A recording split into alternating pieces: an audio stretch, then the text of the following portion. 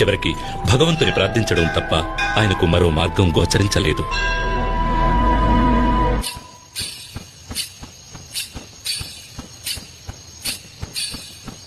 అదే సమయంలో మహారాజుకి సంతానం లేనందుకు సంతోషంలో తేలిపోతున్న ఒక జీవి కూడా అదే రాజభవనంలో ఉన్నాడు. ఆయనే పందల రాజ్యపు మహామంత్రి.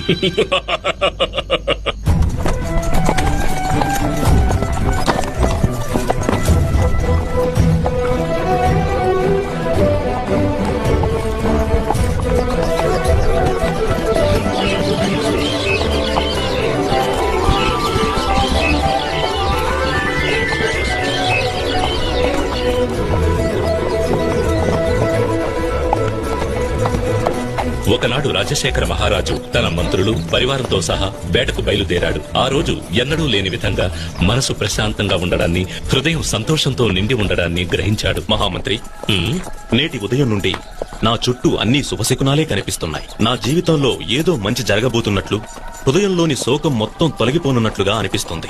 ఆ విధంగా జరిగితే నాకు కూడా ఎంతో సంతోషం మహారాజా. మహారాజు ఎదుట నమ్మకస్తునిలా నటిస్తూ మహారాజు స్థానాన్ని ఆక్రమించాలని కలలకంటున్న మహామంత్రి వారసుడు లేని రాజ్యం తర్వాత తనకే సొంతమని భావిస్తున్న వేళ ఒక పశువాని గొంతు విని మహారాజు పులకించిపోయాడు.